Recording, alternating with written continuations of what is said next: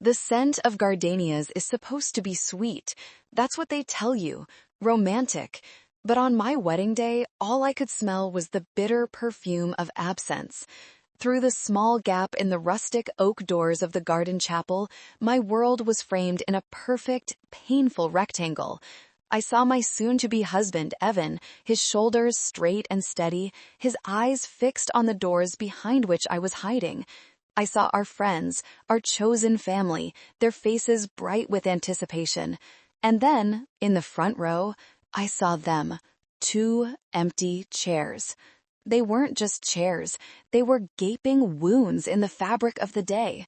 White chairs, decorated with the same blush pink ribbons as all the others, but they screamed louder than any chair, any note of music. They were monuments to a choice that had been made, a choice that had nothing to do with me and everything to do with who I wasn't. Where are her parents?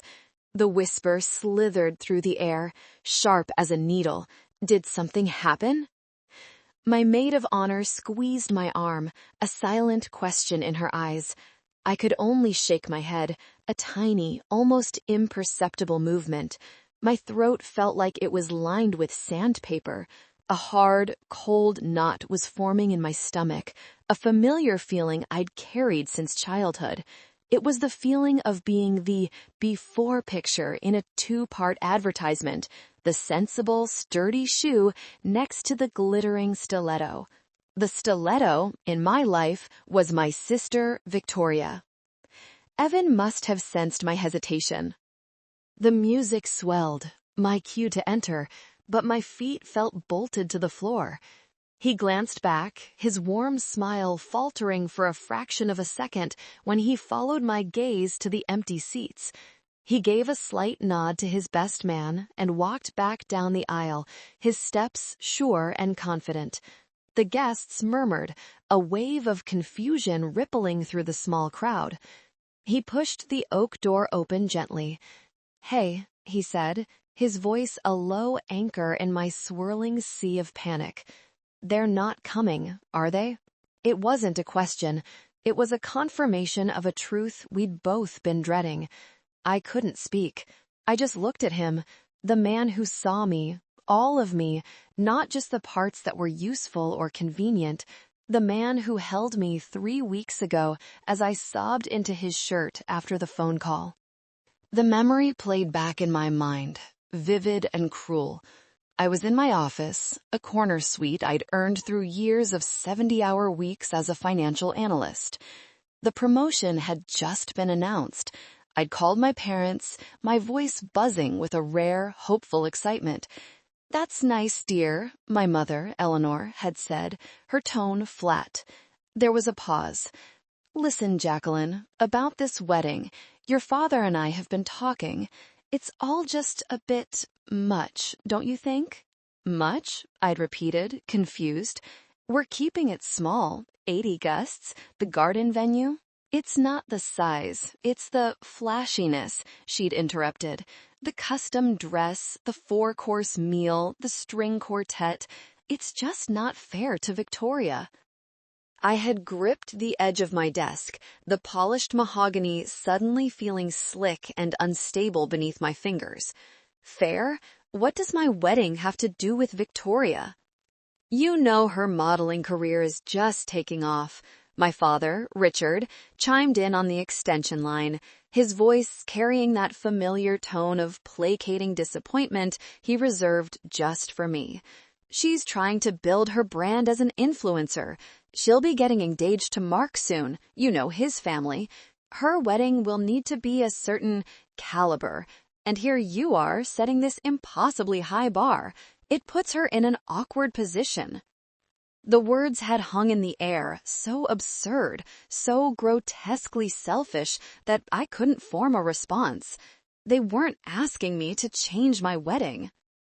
They were telling me that my happiness was an inconvenience, an obstacle to my sister's potential, future happiness. "So you want me to, what, get married in a courthouse so Victoria can have a bigger party next year?" The sarcasm in my voice was sharp, a defense mechanism honed over a lifetime. "Don't be dramatic, Jacqueline," my mother had sighed, a sound of pure martyrdom. "We just want you to be considerate. Tone it down. For your sister. For the family." "No," I had said, the word a small, hard stone in my mouth. "I will not tone down my wedding day." The silence that followed was heavier than any argument. Then my mother's voice, cold and final. "Well, you make your choices. We'll have to make ours." And they had. Their choice was sitting there, in the front row, for all the world to see. 2 empty, accusing chairs. Back in the present, Evan's hand found mine. "Then this day isn't about them," he said, his gaze unwavering. "It's about us. I'm right here. I'm not going anywhere." He squeezed my hand, and the warmth spread up my arm, a fragile shield against the chill. I took a deep breath, nodded, and we walked down the aisle together. The rest of the ceremony was a blur of love and pain. I said my vows, my voice thick with unshed tears, my eyes locked on Evan. But in my peripheral vision, the chairs were always there. During the reception, Evan's parents, the Millers, enveloped me in a hug that felt more real than any I'd ever received from my own mother. "We are so proud to call you our daughter, Jacqueline," Mrs. Miller whispered in my ear, her hand stroking my back.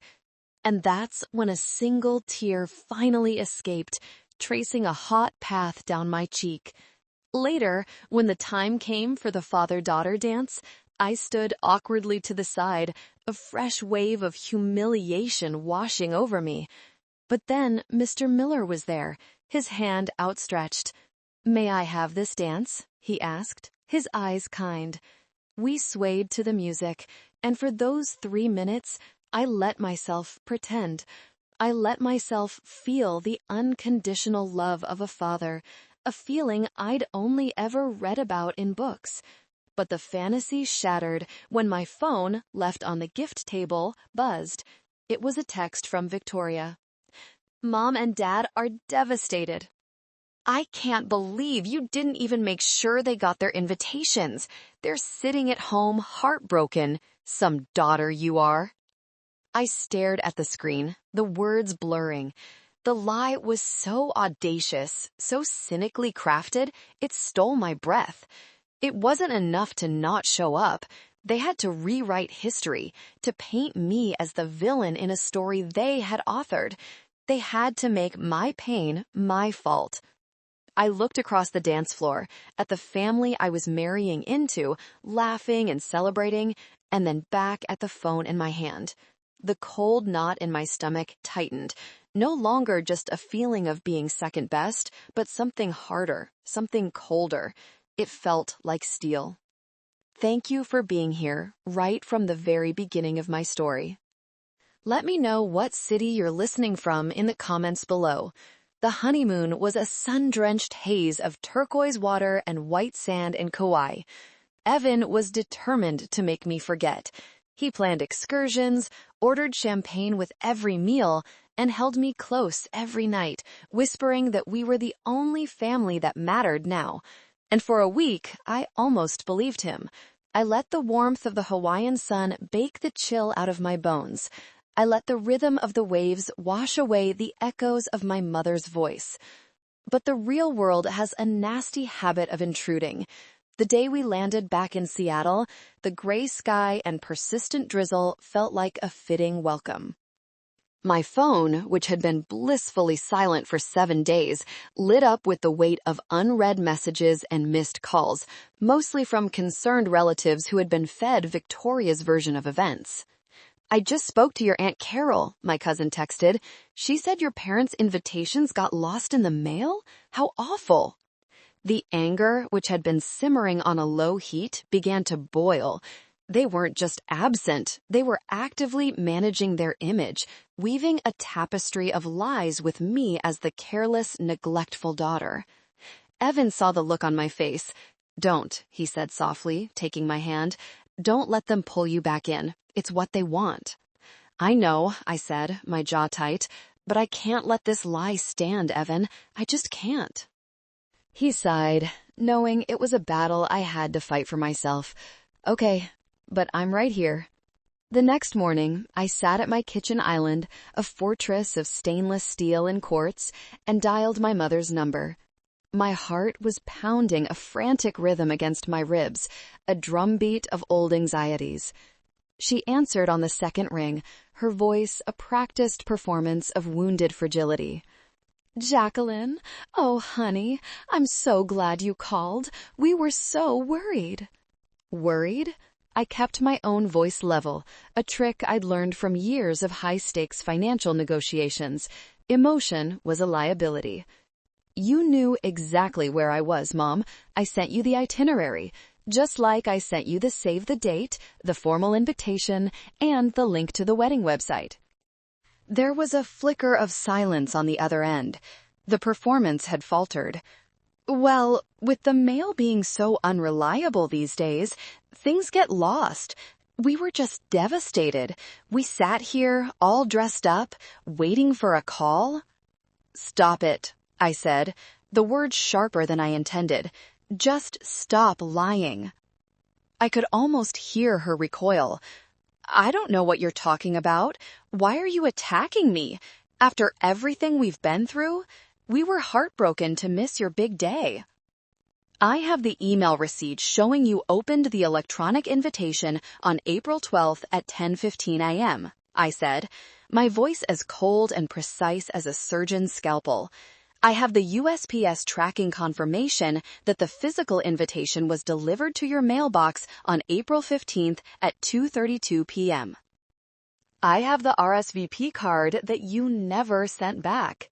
The line went completely quiet. The flimsy defense of lost mail had been obliterated by facts. I had learned a long time ago that feelings were fluid and easily manipulated in my family, but data was absolute. Data was my shield. When she finally spoke, her voice had shed its fake vulnerability and was now laced with venom. You know this is your problem, Jacqueline. You always have to be so meticulous, so confrontational. You keep score. It's not a very attractive quality in a woman. It was a classic pivot. When facts failed, attack the character of the person presenting them. Maybe we didn't feel welcome, she snapped, her voice rising. Maybe your whole attitude made it clear that you didn't want us there. You with your fancy job and your rich new husband. You always thought you were better than us. I closed my eyes, a wave of exhaustion washing over me. It was a carousel of blame I'd been riding my whole life. If I got good grades, I was showing off. If I saved my money, I was cheap. If I built a successful career, I was arrogant. My achievements were never a source of pride for them. They were a personal affront, a judgment on their own choices. I am who you raised me to be, I said softly, more to myself than to her. You told me to work hard. You told me to be responsible. We didn't tell you to be cold, she spat. Victoria has such a warm heart. She understands what family means. She was so upset for us. She cried. Of course she did. Victoria's tears were her currency, spent lavishly to purchase sympathy and get her way. My tears, on the rare occasions I shed them, were dismissed as melodrama. I have nothing more to say to you, Mom, I said, the finality of it settling in my own ears. You made your choice, but you will not lie about it. You will not make me the villain. You are breaking your father's heart, she cried, a last desperate attempt at emotional blackmail. No, I said, my voice hardening. You are. You both are. Goodbye.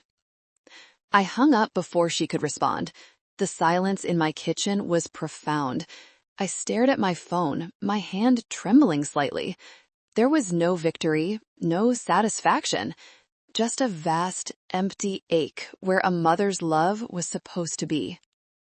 I had presented the facts, laid out the truth, and it hadn't mattered. The narrative was already written, and I was not the hero. That afternoon, a delivery arrived. It was a ridiculously large bouquet of funereal-looking lilies with a card from Victoria. I know you're upset, but you need to be the bigger person and apologize to Mom and Dad. They're old. You scared them with your tone. Just say you're sorry so we can all move on. Family is everything. I took the bouquet and the card, walked them directly to the outside trash receptacle, and dropped them in. As the lid slammed shut, a strange sense of clarity washed over me. Evan was right. I couldn't win. I couldn't make them see the truth. Trying to get blood from a stone wasn't just futile, it was self-destructive. They wanted me to be the bigger person. They wanted me to absorb their cruelty and apologize for my reaction to it. They wanted me to move on, which was their code for shut up and forget. I looked at my new wedding band, a circle of platinum and diamonds, solid and real. I had a new family now, a real one, and it was time to stop fighting for a place at a table where I was never truly welcome. It was time to build my own. The weeks following that phone call were a study in strategic silence. I didn't block their numbers, not yet. That felt too much like a tantrum, too emotional. Instead, I simply stopped engaging. My mother's texts, which alternated between saccharine appeals, thinking of you, sweetie, call me, and passive-aggressive guilt trips, your father isn't feeling well, he's so stressed, went unanswered. Victoria's messages, filled with links to her latest social media posts and demands for me to like and share, were ignored. I poured my energy into my new life. Evan and I hosted a housewarming party for our friends. We started looking at houses in the suburbs, talking about kids and a dog. I threw myself into my work, closing a major deal that got me a significant bonus. For the first time, I didn't feel the compulsive need to share my successes with my parents, knowing they would only be met with faint praise or a subtle redirection toward Victoria's latest accomplishment, usually a sponsored post for a teeth whitening kit. The quiet was peaceful, but it was the quiet of a Cold War, not a true armistice. I knew something would have to give, and it did on a rainy Tuesday in October. The call was from Victoria. I almost let it go to voicemail, but some morbid curiosity made me answer.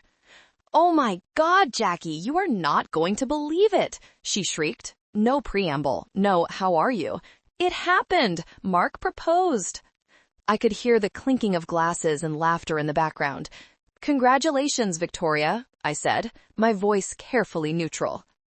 "He did it at the top of the Space Needle. It was so romantic. He hired a secret photographer and everything. The ring is, well, you'll just have to see it. It's huge." She paused for a breath. "Anyway, we're setting a date for next June. We want a big wedding, a real one, at the Fairmont. You have to be a bridesmaid, obviously."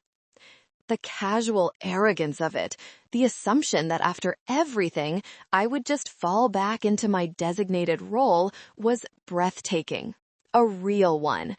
The dig was so blatant, so childish, it was almost laughable. "I'll have to check my schedule," I said, the non-committal answer a small act of rebellion. "Check your schedule?" Her voice dripped with disbelief. "It's my wedding." What could possibly be more important?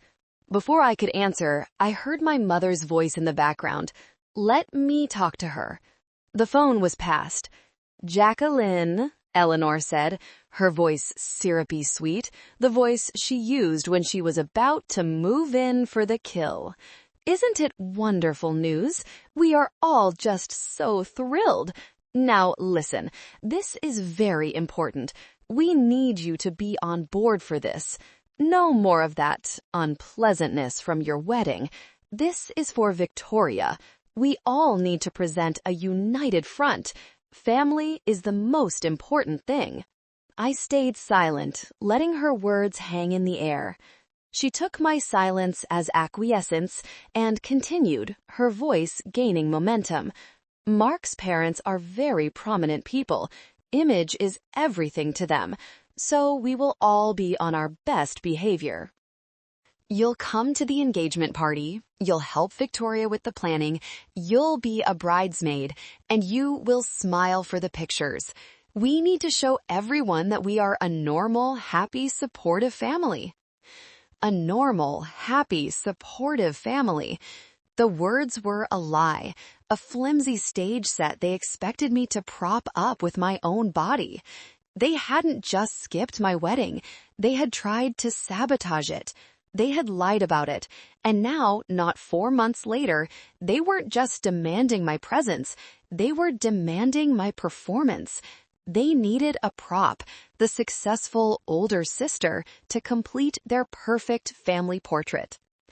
It's not just for Victoria, you know, she went on, her voice softening into a wheedle. It's for all of us. Think of your father. Think of me. After all the sacrifices we made for you girls? And there it was, the final, crushing weight of lifelong emotional debt. The sacrifices, the things they held over my head my entire life.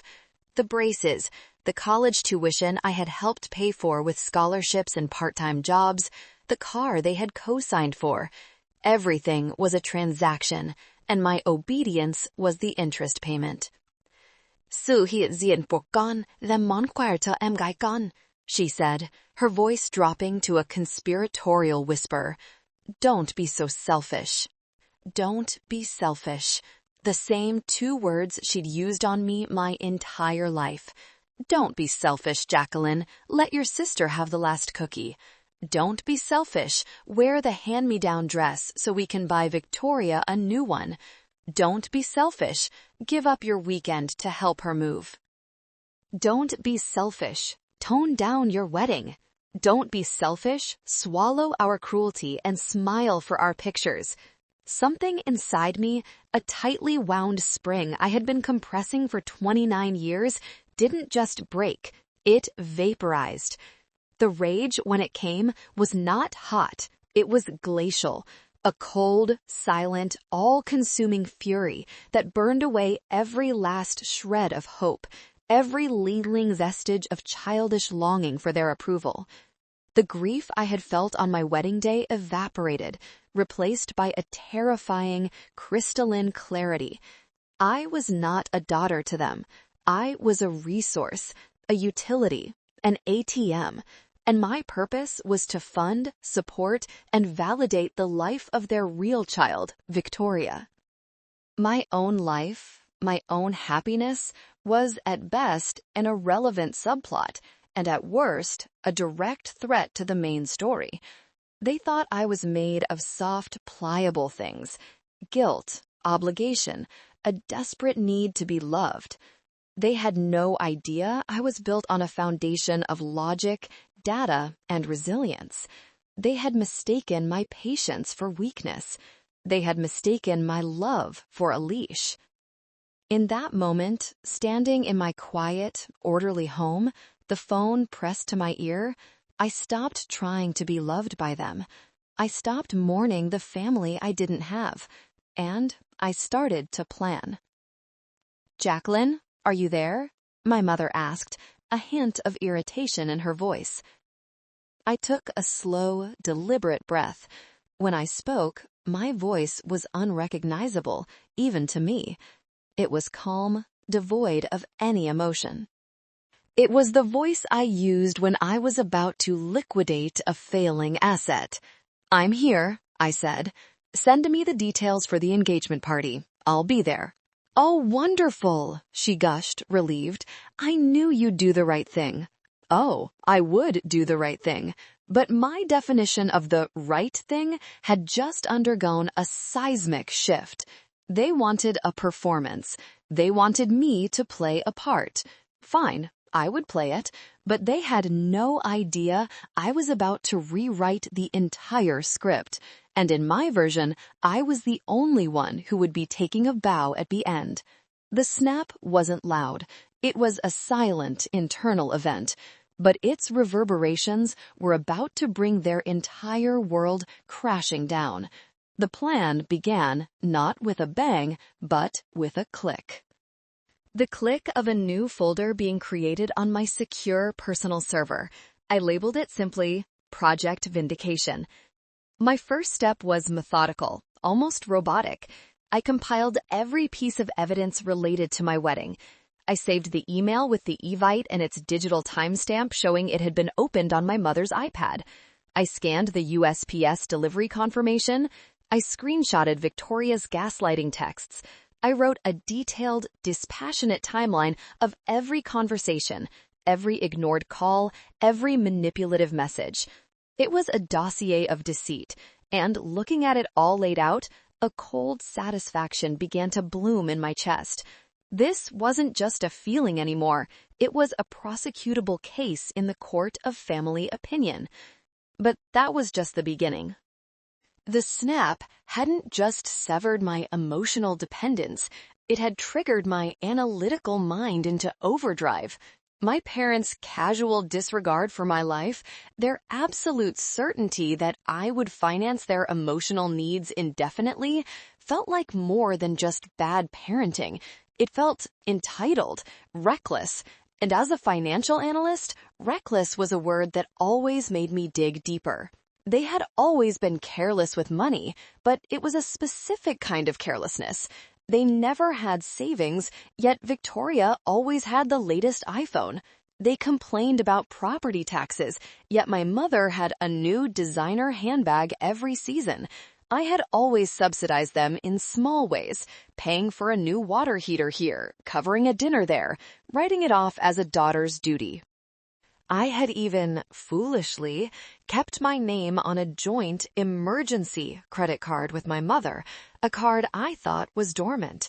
I had assumed it was my success subsidizing their lifestyle. The thought that it could be something more sinister had never been allowed to fully form, until now. My new life with Evan required a clean slate, both emotionally and financially. We were applying for a mortgage. It was the perfect, logical reason to do a deep dive into my own finances, to sever any remaining ties. I sat down at my desk, a cup of black coffee steaming beside me, and pulled my full credit report from all 3 major bureaus. I expected it to be pristine. I had a high income, paid my bills on time, and had a credit score hovering around 820. As the first report loaded, I scanned the familiar accounts. My primary credit cards, my car loan, my old student loans, now paid off. And then I saw it. A store card from a high-end department store I never shopped at. Opened 2 years ago. Current balance, $7,814. My blood ran cold. I scrolled down. Another card. This one from a major bank I didn't use. Opened 18 months ago. Balance, $11,250. It had been used for a vacation package to Cancun, a vacation Victoria had posted about endlessly, thanking her generous parents for the amazing graduation trip. My breath hitched. My hands started to shake. I kept scrolling. It was a graveyard of debt I didn't recognize. A personal loan from a small credit union? A line of credit from a home improvement store. Used, I realized with a jolt of nausea, to pay for the new deck my father had built the previous summer, the one he'd bragged about getting a great deal on. The numbers blurred together, a cascade of casual theft. $30,000, $40,000, $50,000. In total, over $75,000 of debt had been taken out, in my name, using my credit, my identity. The joint emergency card I'd forgotten about had a maxed-out balance of $25,000. I looked at the transaction history. It was a diary of my sister's life. Brunches, boutique shopping sprees, salon appointments, Uber rides. My mother had been using it as Victoria's personal slush fund for years. I felt a profound physical sickness rise in my throat. This wasn't just favoritism. This wasn't emotional neglect. This was a crime. They hadn't just taken my love for granted. They had stolen my future.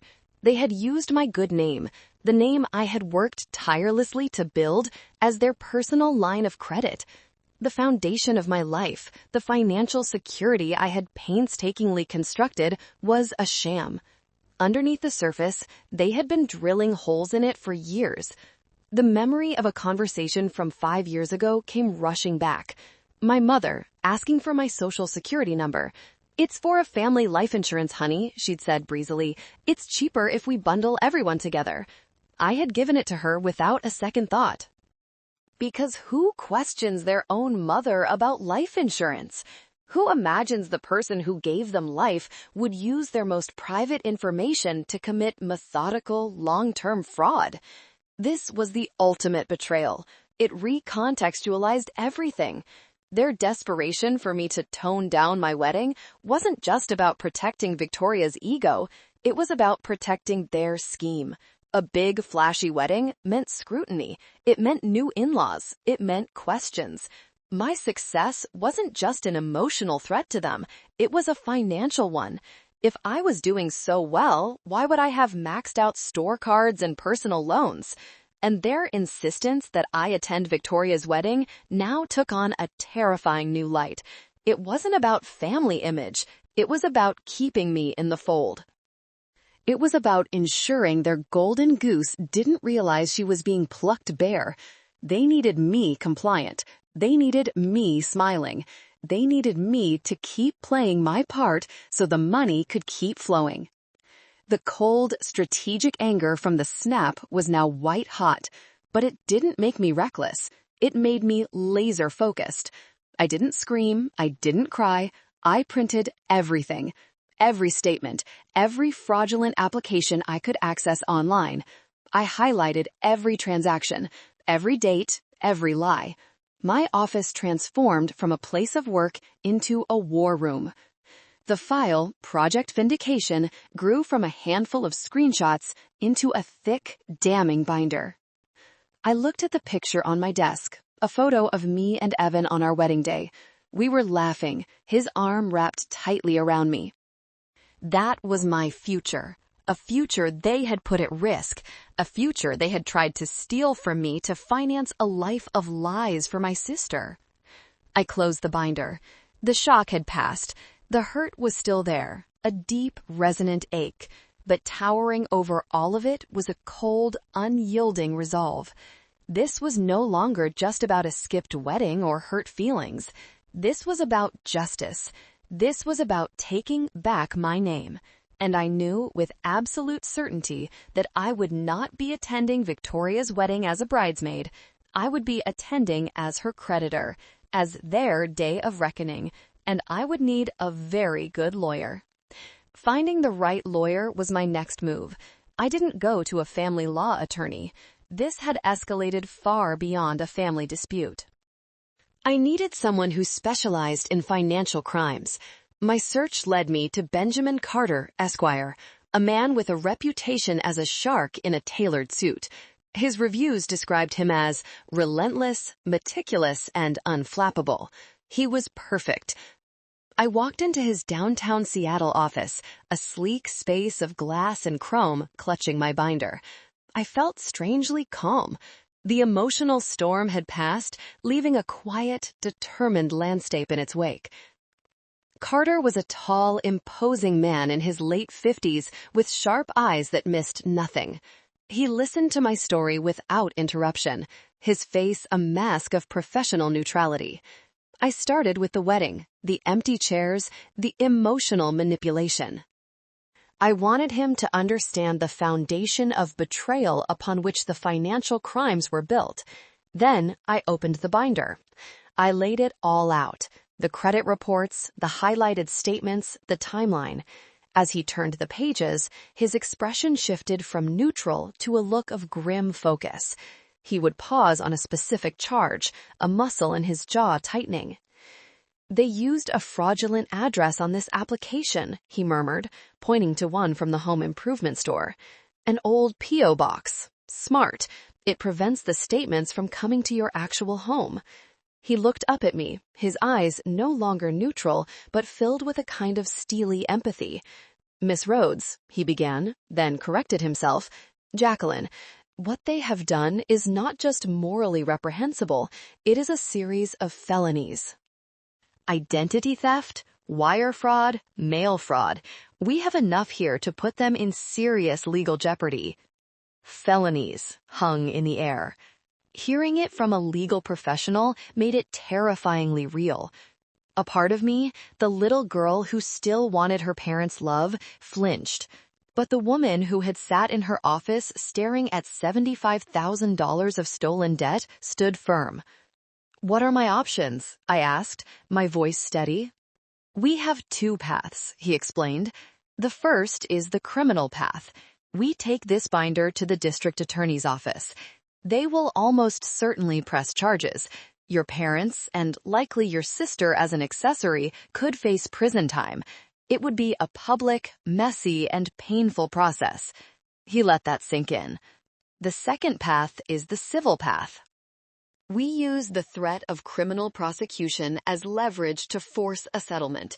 We demand full repayment of the debt plus damages. We get your name cleared from every fraudulent account.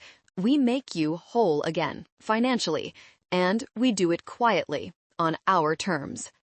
I didn't have to think about it. I didn't want to see my parents in jail. I didn't want a public spectacle. What I wanted was justice, and more than that, I wanted my life back. "The second path," I said without hesitation. "I want to do it on my terms."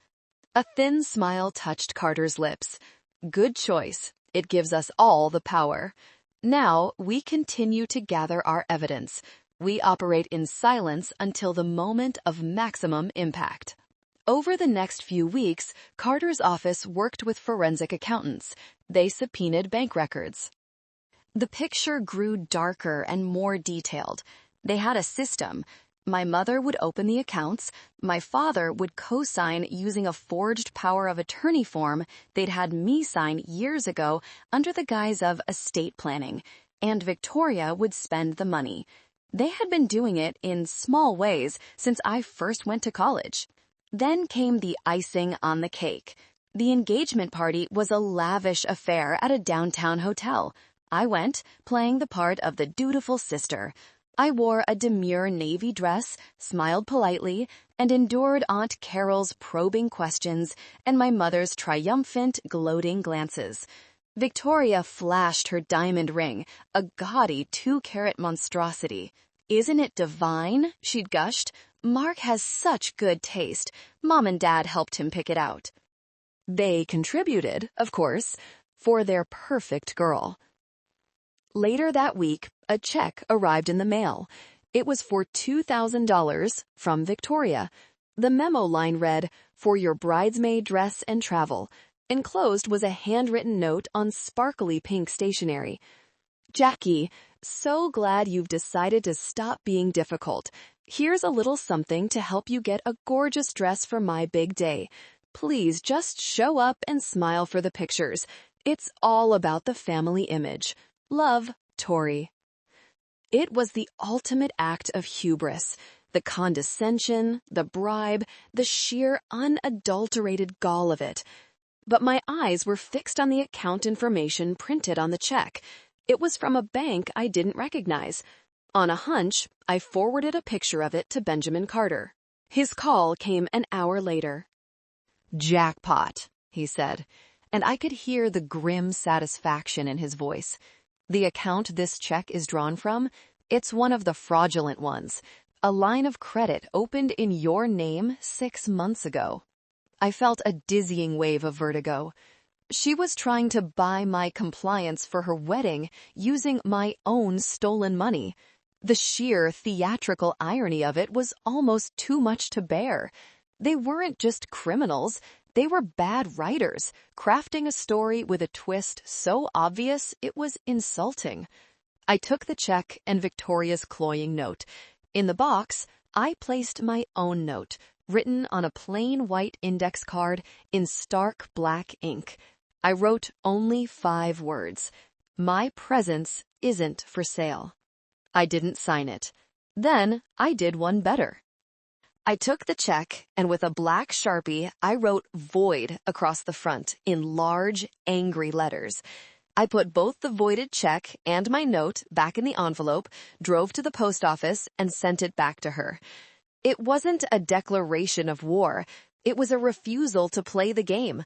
The war had already been declared, long ago, without my knowledge. This was simply my first strategic move on the battlefield. The ball was now in their court, and I knew exactly how they would play it, with desperation and escalation. I was counting on it. The voided check landed like a grenade. My phone exploded with calls and texts, a digital barrage of fury. Victoria sent a string of messages that devolved from confused, "Did you get the check I sent?" to indignant, "What is wrong with you? I was trying to be nice," to pure, unfiltered rage. "You are a bitter, jealous shrew. You're trying to ruin my happiness." My mother left a series of voicemails, her voice escalating from a wounded whimper to a shrill shriek, accusing me of humiliating her daughter and making a mockery of their generosity. I listened to them all, a detached observer cataloging their predictable reactions. I didn't answer. I didn't respond.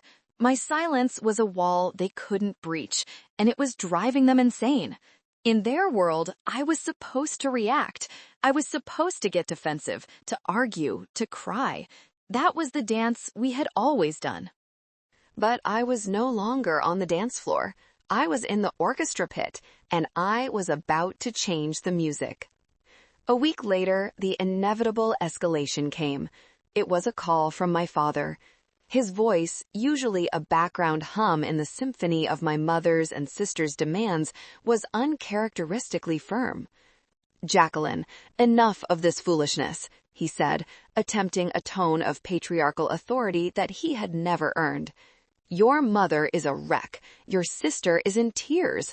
You have thrown their kindness back in their faces. We are having a family meeting. At our house, Sunday at noon. You will be there. We are going to sort this out once and for all." It was exactly what I had been waiting for.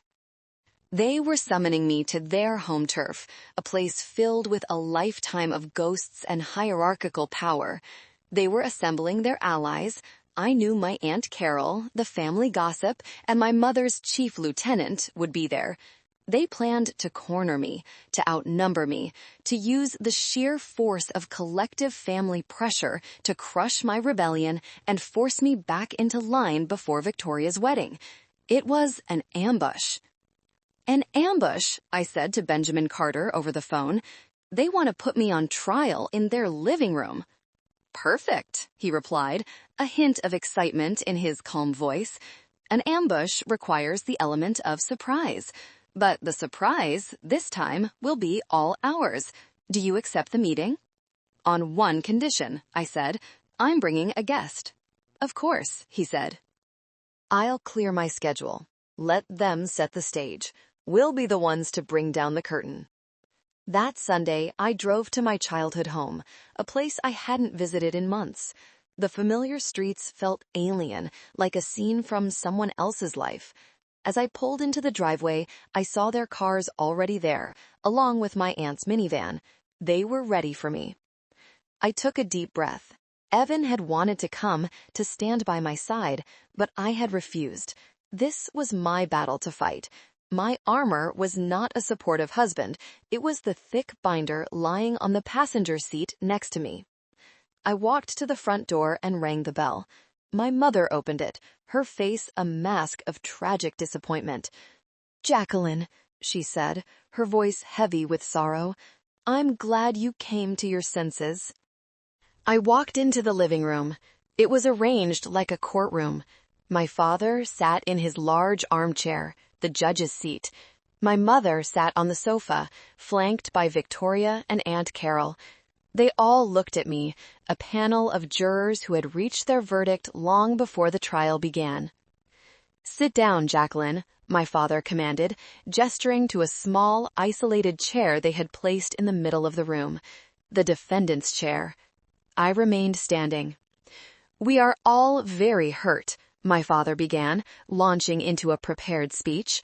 We are your family. We love you, and your behavior has been unacceptable. You have been cold, distant, and ungrateful. You embarrassed your sister. You have broken your mother's heart. Victoria, on cue, produced a tissue and dabbed at her perfectly dry eyes. I just don't understand why you hate me so much, she whimpered. Aunt Carol shook her head sadly. All they've ever done is give you everything, Jackie. My mother delivered what she thought would be the final blow, she said, her voice trembling with manufactured emotion. You will apologize to your sister. You will accept her generosity. You will be a bridesmaid in her wedding, and we can put all this ugliness behind us. We can be a family again. They all stared at me, waiting for my surrender. The air was thick with their self-righteous certainty. They had built this cage of guilt and obligation for me over decades, and they could not conceive of a world where I would refuse to walk into it. I let the silence stretch out, savoring the final moments of their ignorance. I looked at each of them, at the faces I once loved, the faces I once yearned to please. I felt nothing. No anger, no sadness, just a profound, liberating emptiness. The connection was gone. The spell was broken. Finally, I spoke, my voice quiet but clear in the silent room. I have listened to your accusations, I said, and I have a few things to present in my own defense.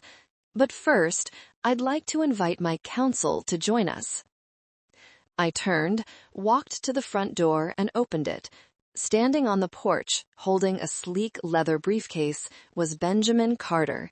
He stepped inside, radiating an aura of calm, expansive authority that immediately sucked all the air out of the room. My family stared, their mouths slightly agape, their carefully constructed ambush turning, in an instant, into a trap of their own making.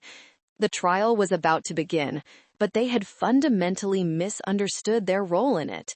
They were not the jury. They were the accused.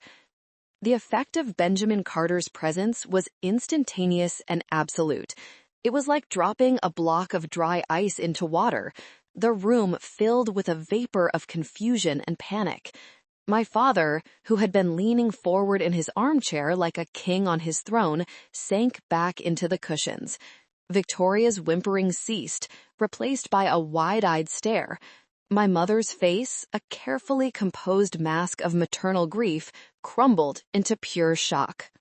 "Who is this?" my father stammered, his attempted authority vanishing. "This is my lawyer, Benjamin Carter," I said, my voice cutting through the stunned silence. I walked over to the coffee table in the center of their little courtroom and placed my thick binder on it with a solid, definitive thud. "And this," I said, tapping the cover, "is my evidence." Carter stepped forward, all calm professionalism. He pulled a business card from his jacket and placed it on the table. "Richard, Eleanor," he said, his tone polite but firm, making it clear this was not a social call. "I'm here to represent Jacqueline in a matter of significant financial malfeasance." "Financial what?" Aunt Carol squawked, looking between me and my mother. I ignored her. My focus was on my parents. "Before we get to that," I said, opening the binder to the first section, "let's address the initial complaint, my unacceptable behavior regarding my wedding." I slid a printed email across the table. "This is the electronic invitation you received. As you can see by the digital tracking, it was opened on your iPad, Eleanor, on April 12th. I slid another paper.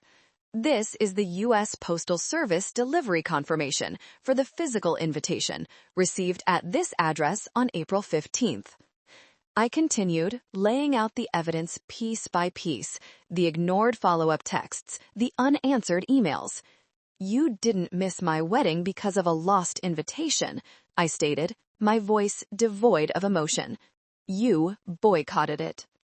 You made a conscious decision to inflict a public humiliation on me because I refused to diminish my own happiness for the sake of Victoria's future ego." My mother sputtered, "That's not true. We felt—" "I know what you felt," I interrupted, "because you told a few people too many." This was a bluff, a calculated risk, and it paid off. I saw a flicker of fear in my father's eyes. I had an ally they didn't know about. Uncle David, my father's brother, had called me a month ago, his conscience finally getting the better of him. He'd overheard them boasting to Aunt Carol about how they were putting their foot down and teaching Jacqueline a lesson in humility. I didn't need to call him as a witness. The mere suggestion that their conspiracy had a leak was enough. Their faces paled. The first part of their narrative, that they were the wounded victims, had been dismantled with cold, hard facts. "But a skipped wedding, as painful as it was, is not a crime," Carter said, his voice dropping slightly, signaling a shift. He gestured to the larger second half of the binder. "This, however, is." He began to detail their years of fraud with the detached precision of a surgeon describing a procedure. He named the banks. He listed the account numbers. He read out the dates the fraudulent accounts were opened. With each new piece of information, another layer of color drained from my parents' faces. My father seemed to be shrinking into his armchair. My mother was trembling, her hands clasped so tightly her knuckles were white. Victoria, however, was a picture of indignant disbelief. "This is ridiculous. I don't know anything about this. My parents would never do that." "Wouldn't they?" Carter asked smoothly. He pulled a document from his briefcase. It was a copy of the $2,000 check she had sent me. "Victoria, this check was drawn on an account with First National Bank, an account opened 6 months ago in Jacqueline's name with a forged signature. You attempted to pay your sister off with her own stolen money. That moves you from a passive beneficiary to an active participant in the fraud." Victoria's face went from pale to a mottled shade of green. She looked at our mother, her eyes wide with panic. "Mom, what is he talking about?" Eleanor couldn't meet her gaze. She just stared at the coffee table, at the mountain of evidence that had buried her lies. Carter wasn't finished. He laid out the full scale of it, the $75,000 in debt, the trashed credit score, the potential for years of financial recovery. He explained the legal terms: identity theft, wire fraud, conspiracy. He explained the potential consequences: 5 to 10 years in federal prison, hundreds of thousands of dollars in fines, a permanent criminal record. The room was utterly silent, save for my Aunt Carol's asthmatic-sounding gasps. The ambush had not only failed, it had backfired spectacularly. They had intended to sit in judgment of me, but Benjamin Carter had just read them their sentences. Finally, he closed his briefcase. The snap of the latches echoed in the silent room. "Which brings us to today," he said. "Jacqueline has been, against my initial advice, extraordinarily merciful. She does not wish to press criminal charges." A collective, shuddering sigh of relief went through the room, but Carter held up a hand. "However," he said, "that mercy is conditional." He slid a final document across the table. It was a settlement agreement. "You will, jointly and severally, assume all responsibility for every cent of the fraudulent debt. You will sign whatever documents are necessary to have Jacqueline's name removed from these accounts. You will pay to have her credit professionally repaired. and you will pay her an additional sum for damages. In total, you will repay Jacqueline the sum of $100,000. My father made a choked sound. 100,000? We don't have that kind of money. You'll find it, Carter said coolly. You could sell this house. It has appreciated nicely over the years. I believe Jacqueline's unrecognized financial contributions to its upkeep have certainly helped with that. He gestured around the room. You have 48 hours to sign this agreement with your own legal counsel. If you do not, or if I hear even a whisper that you have tried to contact or intimidate Jacqueline in any way, I will personally walk this binder, he tapped it one last time, into the office of the U.S. Attorney, and I will recommend they prosecute to the fullest extent of the law. He stood up. My work here is done. Jacqueline, I'll wait for you in the car.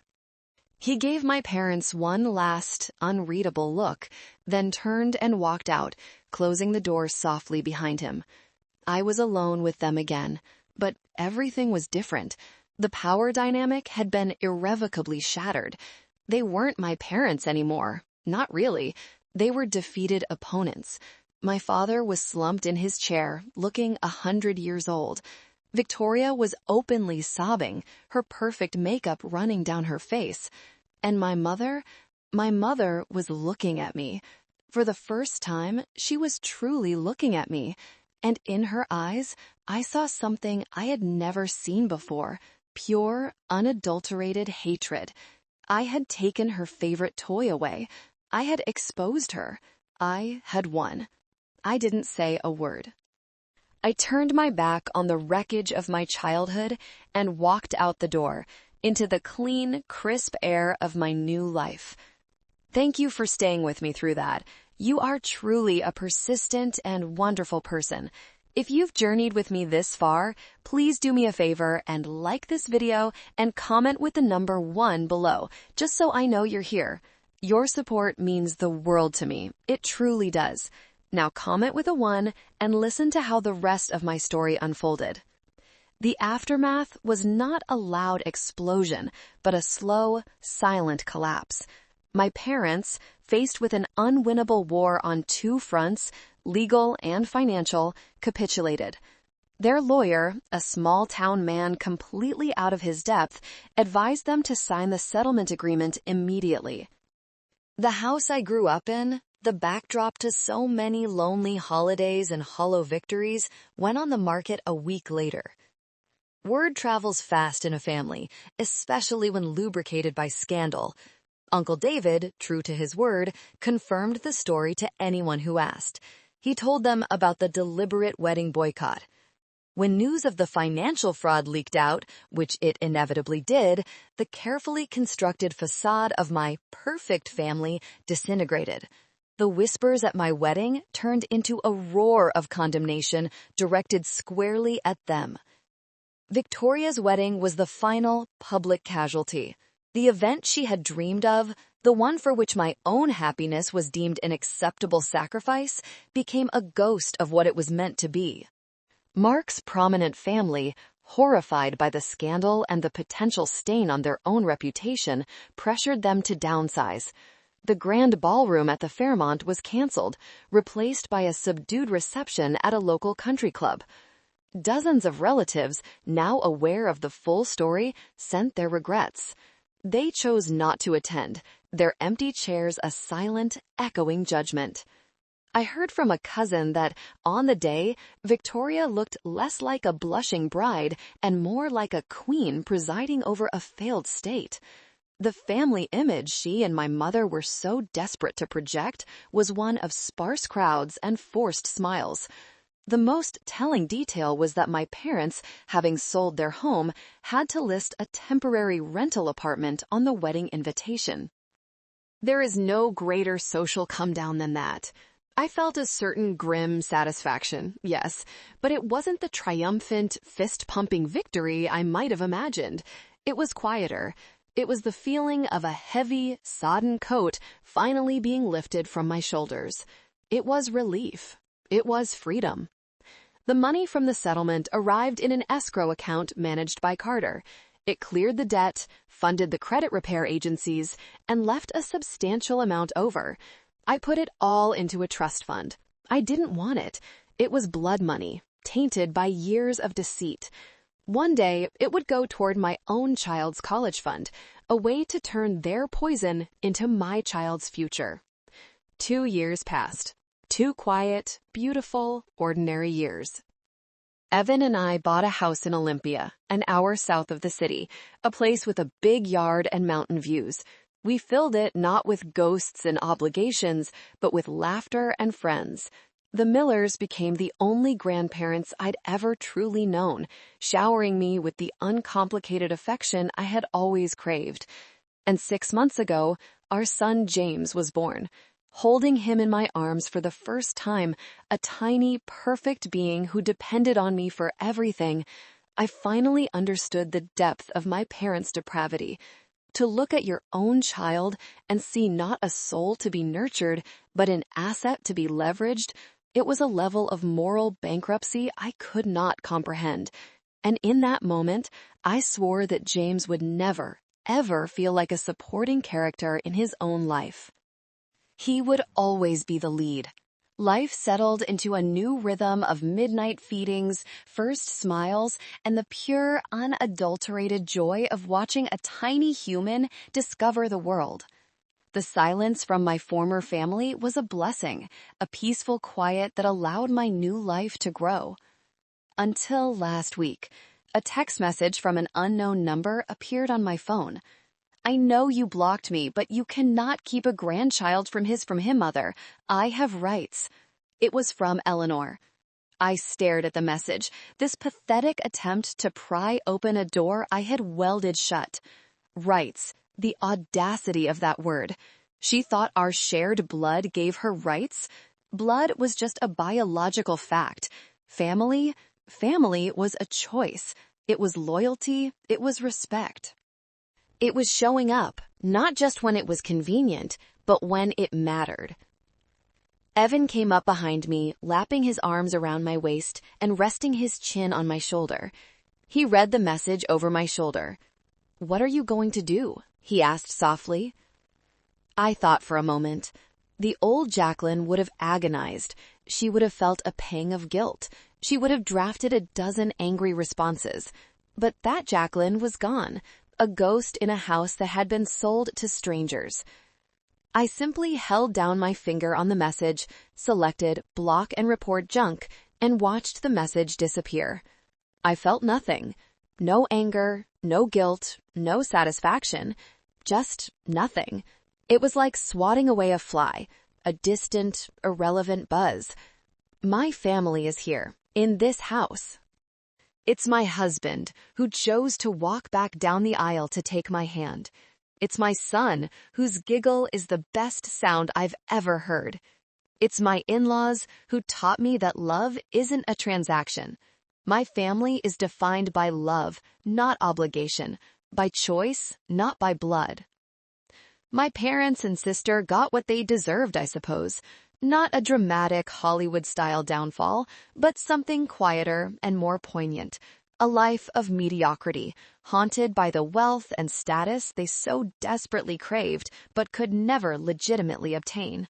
They are irrelevant to me now. Their story is just beginning. Thank you for listening to my entire story. I truly appreciate you. Please comment with the letter A so I know you're one of the special ones who made it all the way to the end.